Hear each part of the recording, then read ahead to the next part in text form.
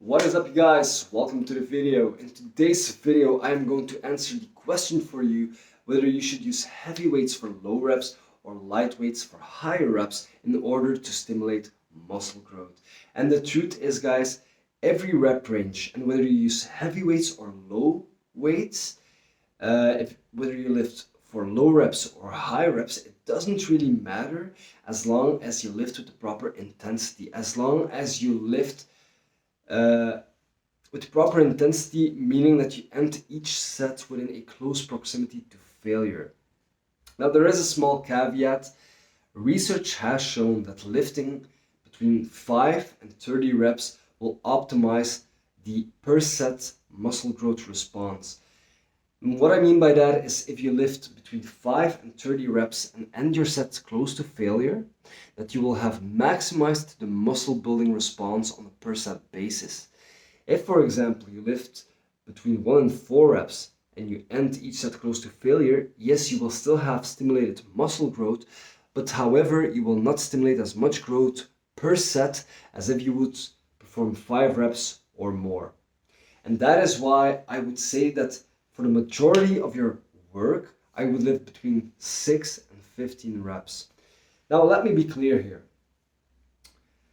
6 to 15 reps is a large range, and for your compound lifts, for your big movements that will give you the most bang for your buck, I would say perform the majority of your work in the 6 to 10, maybe 12, 6 to 10, maybe 12 for some exercises, rep range. And why is that? Because it gives you a nice balance of mechanical tension and cumulative fatigue, meaning that the weight is not too heavy that it's so fatiguing and increases the risk of injury, yet it is not too light, because lifting very light weights for a lot of reps, if you, for example, perform a 30 rep set of squats, I can guarantee you that you will give in before you actually reach muscular failure, because that is so taxing on the body, and that is actually what drains your nervous system.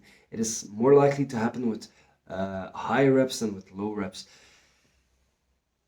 Performing each and every set with extremely high reps is simply grueling, and there's no way anybody can sustain that.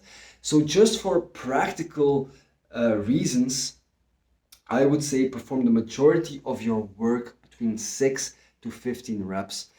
For big compound lifts, because it's easier to scale your progress, I would say lift between 6 and 10 reps, because you will get a nice mixture of strength gains and you will put enough tension on the muscles. You will make your muscle stay under enough tension for a long enough time to maximize the muscle building progress, to stimulate sufficient growth. And for your isolation movements, I would say train between 8 to 15 reps, because going too heavy on isolation movements will cause you to perform the movement incorrect, will cause you to not stimulate the targeted muscle as you should. And it's simply easier to maintain good form, to make decent progress on isolation work when training in a moderate rep range of about 8 to 15. So this goes for curls, for triceps work, for lateral raises, rear delt flies, leg extensions. But for your big compound lifts, stay within the 6 to 10 rep range. From a muscle building perspective, you will do the majority of your work in the perfect zone to stimulate as much muscle growth as possible on a per set basis.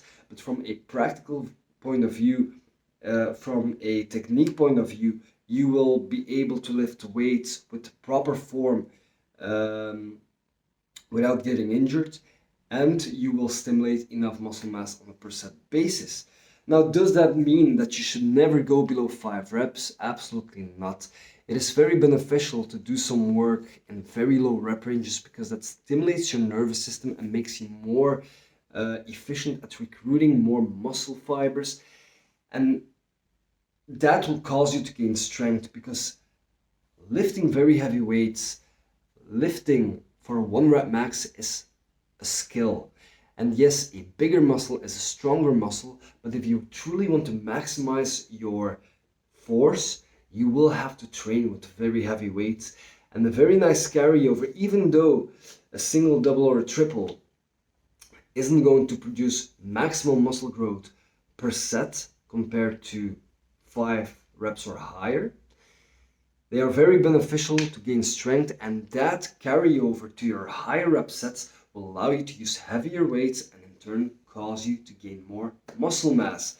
So that is why I do advise to also perform a couple of sets of very heavy work, and that can only be one set. For example, I am not a power lifter, but before each major compound exercise, for example the bench press, squat, and the weighted chin up and overhead press, I perform one heavy, either single, double, or triple, to gain strength, to stimulate my nervous system, to make my body adapt to very heavy weights.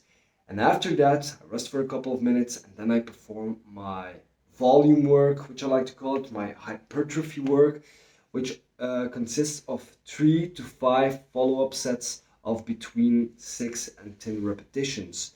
Now, I don't do a very heavy set for isolation work because it simply won't benefit me as much, and it will increase the rate of injury. At the end of my workout, I perform my isolation movements for my weak point, for bringing up lagging body parts, and those will consist of between 8 and 15 reps for the majority of my work.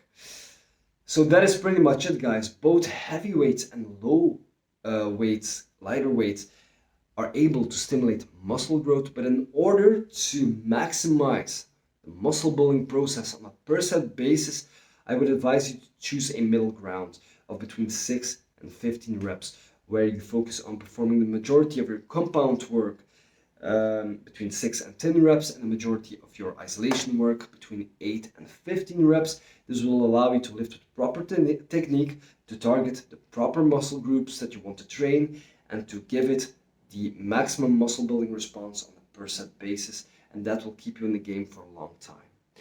So I hope you've gotten value out of this video. If you do, give me a thumbs up, and I'll see you in the next one. Take care.